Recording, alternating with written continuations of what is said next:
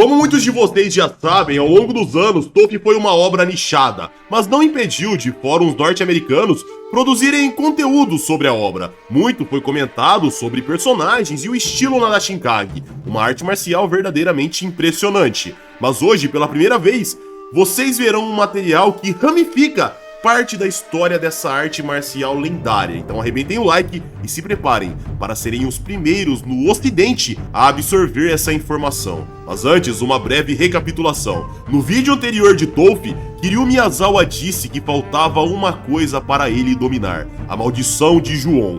E se ele dominasse isso, ele se tornaria muito mais forte. Então o vídeo de hoje começa com Kintoki Miyazawa, o pai de Oton e Kiryu, derrubando um copo e dizendo assustado: "Você disse Ju-On?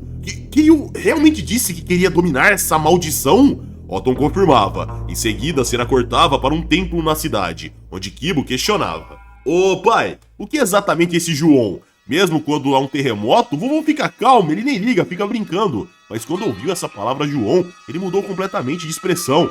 De volta ao flashback, Kintoki exclamava: "O Ju-On é a única coisa que o Kiryu jamais deve dominar. De jeito nenhum. Precisamos impedi-lo a qualquer custo." De volta ao presente, Oton respondia: "Ju-On é a técnica final proibida transmitida pela escola na Shinkage. Por ser extremamente cruel e vil, foi considerada uma arte que jamais deveria existir. Por isso foi até removida dos manuais secretos." Kibo questionava: "Então o Ju-On é uma técnica tão terrível assim?" Oton respondia: "Na verdade, nem eu sei exatamente o que é essa técnica, mas vim aqui justamente para encontrar pistas sobre ela." Enquanto entravam na rua, Kibo questionava: "Quem é que estaria num lugar como este, hein?" Ao chegarem no local, a porta era aberta e Oton dizia: "Nankin-machi, um bairro chinês em Kobe." A cena cortava para um culto agora, onde o fundador Tengoku Ryohei dizia: "Aqui os ricos trabalham pelos pobres, e os pobres trabalham por aqueles que são ainda mais pobres, meus irmãos. A alegria é algo que deve ser repartido igualmente para todos. Deus existe, e Ele está observando todas as boas ações de vocês do alto dos céus. Orem, ofereçam, tudo conforme a vontade do Santo Deus." A cena cortava para momentos mais tarde, onde o fundador Tengoku Ryohei se sentava tomando um bom vinho e um funcionário dizia: "Lord Tengoku, o número de fiéis finalmente ultrapassou os 500 mil. Os lucros do culto também superam em muito os do ano fiscal anterior." Tengoku Ryohei dizia: "Oh, então tivemos mais uma vez muito lucro. Bem, as corporações religiosas desfrutam de vários benefícios fiscais, então podemos sonegar o quanto quisermos." Nessa hora, alguém se aproximava dizendo: "Os negócios pelo jeito estão prosperando." Tengoku tomava um susto, derrubava sua taça e nos era mostrado. Kiryu se aproximando e sentando na poltrona. Tremendo, Tengoku Ryohei dizia: Grande Kiryu, por que o senhor veio até aqui? O senhor não precisava? Se precisasse de mim, de qualquer coisa, eu mesmo poderia ir até o senhor?" Kiryu respondia: "Preciso de dinheiro, cerca de 2 bilhões de ienes." Assustado, Tengoku Ryohei questionava: 2 bilhões de ienes? Mas isso é muito dinheiro, senhor. Precisamos de muita gente para reunir todo esse dinheiro." Kiryu olhava firme e Tengoku se corrigia prontamente dizendo: Não, eu entendi. Providenciarei os 2 bilhões de ienes. Pode contar comigo." A cena cortava para Tengoku Ryohei, indo até seu cofre. Ele ia colocando dinheiro numa maleta, enquanto um funcionário dizia ao lado: "Senhor Tengoku, por que você faz tudo o que ele manda? Com seu poder, estando profundamente ligado não só à política e finanças, mas também ao submundo, conhecendo tanta gente, até assassinos, apagar um homem como aquele seria algo trivial, não seria, senhor? Podemos eliminá-lo." Tengoku Ryohei respondia: "Você acha que eu já não tentei inúmeras vezes? Mas ninguém consegue matar Kiryu. Cada vez que isso acontecia, minha própria vida encurtava 3 anos." Tengoku mostrava sua careca. Em seguida, íamos para o bairro chinês, onde Oton entrava explicando para Kibo: "O estimado professor Shen, com idade presumida de mais de 100 anos, é um especialista em artes marciais chinesas desde a infância e mantém contato com o estilo na Shinkage, sendo uma verdadeira enciclopédia viva do mundo das artes marciais orientais." Nos era mostrado o velho mestre, e Oton reverenciava dizendo: "Professor Shen, faz tempo que não nos vemos." O mestre Shen não dizia nada, então Kibo sussurrava: "Ei pai, esse velhote tá vivo?" De repente, Shen abria a boca de sono e Kibo questionava: "O quê? Ele tava dormindo?" O velho olhava à frente e dizia: "Oh, querido Seiko, já faz um tempo, meu rapaz." E Kibo, você cresceu bastante, hein? Kibo questionava. Como é? Ô vovô, o senhor me conhece? Shen respondia. Sim, sim. Quando você tinha uns 3 aninhos, nós nos encontramos uma vez. Naquela época você fez cocô enquanto andava. Deu baita trabalho. Kibo ficava sem graça e Otton dizia. Então, mestre Shen, eu vim para... Shen interrompia dizendo. Você veio por causa do João, não foi?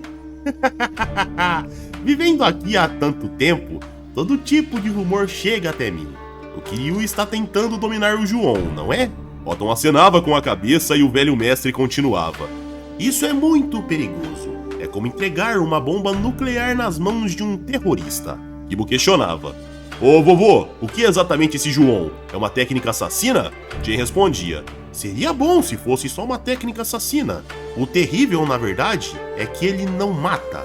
A morte é piedosa, termina num instante.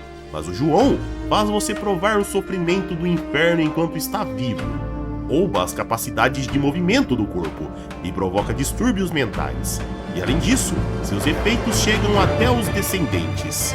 Otton absorvia aquelas palavras preocupantes e a cena cortava para Kintoki que pensava suando frio. Kiryu, ele pretende finalmente abandonar a própria humanidade. A cena cortava para Tengoku Ryohei e dizia ajeitando sua peruca. Eu não acredito em Deus ou Buda, mas o diabo existe. Nos era mostrado Kiryu saindo com as maletas. Em seguida retornávamos para o pai de Kiryu e Otton, que dizia preocupado. O João se propaga em cadeia. Será que essa história maldita vai se repetir? Dominar o João significa abandonar a própria humanidade, tornando-se um demônio. A cena cortava para um avião pousando, em seguida para o anoitecer na cidade de Hong Kong. Enquanto a cidade nos era mostrada aos montes, chegávamos num estabelecimento chamado Jumbo. Lá Kiryu Miyazawa colocava a maleta de dinheiro na mesa e dizia: Li Botan, você conhece o João, não é? Botan dava um trago no seu charuto, via Kiryu abrindo a maleta e ele continuava dizendo: Tenho 2 bilhões de ienes. Vai aceitar ou vai deixar seu cérebro esparramar pelas costas e morrer aqui mesmo? Vamos, entregue o manuscrito secreto de João e leve esses 2 bilhões. Botan respondia. Kiryu, você acha que pode me subestimar só porque sou mulher? O clã Lee não só domina o mundo das artes marciais, como também está profundamente ligado ao submundo. Kiryu alertava. Botan, com quem você pensa que está falando? Você quer morrer? Prontamente, capangas armados entravam e sem conversa prévia, galera, eles disparavam. Friamente, Kiryu colocava a maleta na frente, jogava ela na direção de um deles e o nocauteava com um soco. Outro era acertado com um swing. Kiryu olhava para o terceiro e já o neutralizava. O quarto recebia um tapa na cara e a região acertada perdia toda a pele. A cena cortava agora para o santuário do Mestre Shen, onde Kibo dizia: se alguém é atingido pelo João e não apenas o afeta, mas sim todos os seus descendentes, é como se fosse uma arma biológica, pô. Isso é mesmo possível? Olha, eu não consigo acreditar muito nessa história, não faz sentido. Ô pai, você acredita nisso? Otton mantinha-se calado e Shen pontuava. Não posso culpá-lo por não acreditar nessa história, jovem Kibo. O João não é só uma técnica marcial, ele também contém elementos da feitiçaria. Mas seu pai, ele viu o João com seus próprios olhos. Jovem Kibo, o estilo Nadashinkage tem uma longa história, mas você não acha que possui muito poucos parentes próximos? O João foi criado há cerca de 60 anos, pelo homem considerado o mais forte da história do estilo Nadashinkage, Kishiro Miyazawa. Naquela época, Kishiro estava lutando pela sucessão com seu irmão mais novo, Kojiro Miyazawa. Kibo questionava, o quê? Lutando com o irmão? O mestre Shen continuava. E então, Kishiro venceu, mas o Nadashinkage não sobreviveu sem Kishiro. Talvez por culpa de ter lançado João sobre seu próprio irmão, ele abandonou o Japão e foi para a China. Kibo questionava. Mas o que aconteceu com o Kojiro? Shen respondia. Desde então ele desapareceu, mas todos os descendentes de Kojiro tiveram mortes terríveis, exceto um, e esse é o seu avô. Kibo questionava. O quê? O vovô sobreviveu ao João? Otton mantinha-se calado e o mestre Shen continuava. Ele também pensou que não podia deixar o sangue do Nadashinkage acabar, então decidiu criar um sucessor. E assim nasceram Kiryu e Seiko. Mais tarde, Kibo também nasceu. O velho mestre assoprava a fumaça do seu cachimbo e dizia: No entanto, é irônico. Kishiro, que criou o Ju-On para o estilo Nadashinkage, levou o próprio estilo à ruína. Talvez ele seja parecido com Kiryu. Inclusive, não consigo deixar de sentir uma conexão horrível entre eles. A cena cortava para Kiryu, andando entre as notas na direção de Botan. Enquanto isso, todos os capangas estavam mortos em volta. Tremendo, ela dizia: Me perdoe, Kiryu. Eu peço que não me mate. Lembre-se, o clã Lee também é descendente de Kishiro Miyazawa. Kiryu questionava: E daí? Como se eu me importasse com essa merda. Prontamente, Botan dizia: eu realizarei o seu desejo. Vou entregar o Ju-On a você. A cena cortava para Kiryu, recebendo um livro secreto. Ele se sentava numa poltrona e dizia: Eu finalmente consegui. A técnica secreta definitiva do estilo Nadashinkage, o Ju-On. De repente, Kiryu arregalava os olhos e questionava: Espera, rasgado? A cena cortava para a cidade de Sasayama, no Japão, mais especificamente para Tamba, uma floresta local. Lá, Oton e Kibo caminhavam e o rapaz dizia: Ô pai, o Ju-On realmente está escondido num lugar como este? Kibo pensava na sequência: Sério, eu não me importo, mas o meu pai sempre usa terno e gravata, até mesmo na floresta e nas montanhas. De volta à conversa com o Mestre Shen, no flashback, Kibo questionava: Então, vovô, onde está esse tal de Ju-On? O Mestre Shen respondia: Ele foi rasgado. Ou melhor, o Ju-On foi dividido em duas partes. Um dos pedaços foi levado por Kishiro para a China. Kibo questionava: Tá, e o outro pedaço? Shen respondia: Foi parar nas mãos de Kojiro. Kibo questionava: Hein?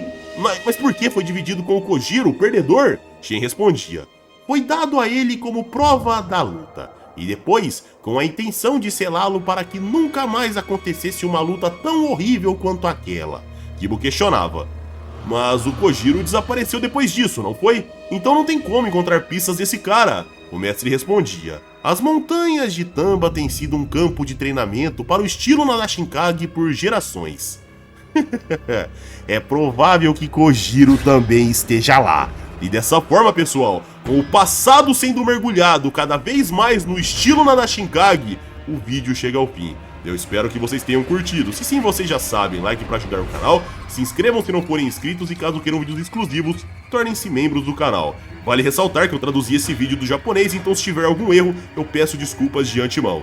Minhas redes sociais vão estar aqui na tela caso queiram me seguir e é isso aí, pessoal. Eu tô indo nessa, um abraço, fiquem com Deus e tamo junto.